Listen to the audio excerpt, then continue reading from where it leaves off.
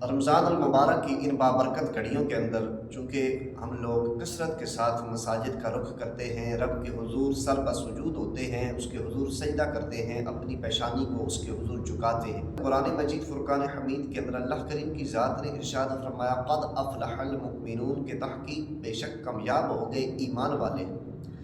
تو کامیابی کے لیے سب سے پہلے ایمان والا ہونا ضروری ہے۔ ایمان یہ ہے کہ اللہ کو وحدہ لا شریک مانا جائے، اس کی ذات کے لحاظ سے، اس کی صفات، اس کے جملہ کمالات و اوصاف، تمام لحاظ سے اس کو وحدہ لا شریک مانا جائے۔ تمام نبی اور رسول جتنے اللہ نے مبعوث فرمائے تمام کے تمام کو مانا جائے۔ نبی کریم علیہ الصلوۃ والسلام کو اللہ کا آخری نبی اور رسول تسلیم کیا جائے، آسمانی کتابوں پہ یقین رکھا جائے، قرآن پہ یقین رکھا جائے اور اللہ کی آخری کتاب تسلیم کیا جائے، قبر آخرت کے معاملات پہ یقین رکھا جائے، فرشتوں پہ یقین رکھا جائے، جنت اور جہنم کے ہونے کو مانا جائے، یوم آخرت کے حساب کو مانا جائے۔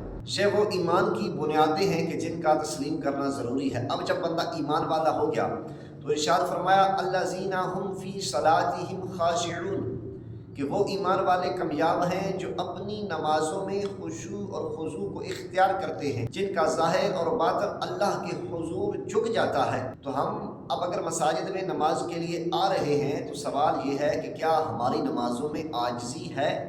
کیا ہم تحمل، سکون، خشوع اور خضوع کے ساتھ رب کے حضور سجدہ ریز ہوتے ہیں؟ اگر ہم خشوع اور خضوع کے ساتھ نماز ادا نہیں کرتے تو بے نمازیوں پہ جو وبال ہیں، بے نمازیوں پہ جو گناہ ہیں، بے نمازیوں سے جو حساب کتاب ہے وہ ایک الگ بات ہے۔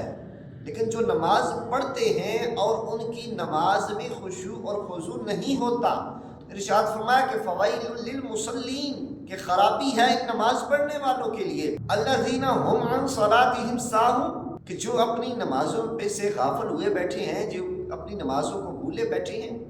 یعنی پڑھ تو نماز رہے ہیں لیکن یہ تو کسی اور کو دکھانے کے لیے پڑھ رہے ہیں کہ لوگ مجھے نمازی کہیں۔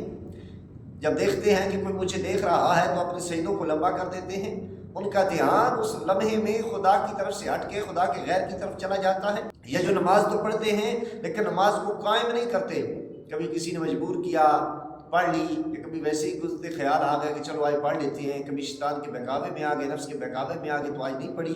تو یہ جو کبھی کبھار پڑھنا ہے، اس کی پابندی نہ کرنا، یہ اللہ کی رضا کے لیے نہ پڑھنا، خرابی ہے ایسے نمازیوں کے لیے۔ نماز پڑھ کے بھی خرابیاں سمیٹ کر کے جا رہے ہیں۔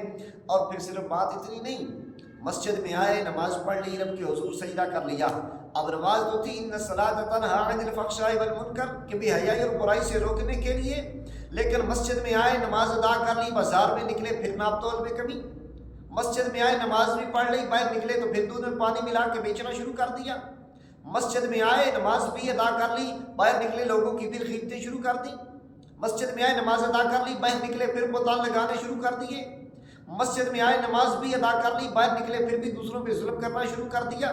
مسجد میں نماز ادا کر لی، باہر نکلے تو دوسروں کے ناحق مال پہ قبضہ کرنا شروع کر دیا۔ تو یہ تمام برائیاں اگر آپ کے وجود سے نہیں جاتی، آپ کی نماز اگر آپ کو نہیں بدل رہی، آپ کا ظاہر اور باطن اگر ایک جیسا نہیں ہو رہا، تو پھر یاد رکھیں فویل للمصلین، قرآن فرما رہا ہے کہ خرابی ہے ایسے نمازیوں کے لیے۔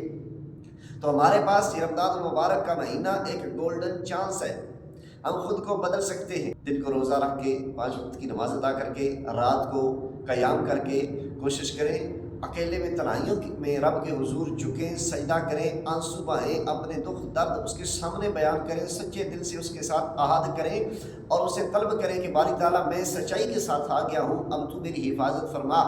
آج میرا دشمن شیطان قید کے اندر ہے، کل کو یہ آزاد بھی ہو جائے گا، تو مولا کل بھی ہماری اس دشمن سے حفاظت فرمانا۔ آج وقت ہے، آج موقع ہے، اپنے رب کے ساتھ اپنے عہد و پیمان کر لو۔ آج اس رب کے حضور 4 آنسو بہا کر کے، اس سے تعلق بنا کر کے اسے منا لو گے۔ یہ منانا آپ کو دنیا میں بھی کامیاب کرے گا اور یہ منانا آپ کو آخرت میں بھی کامیاب کرے گا۔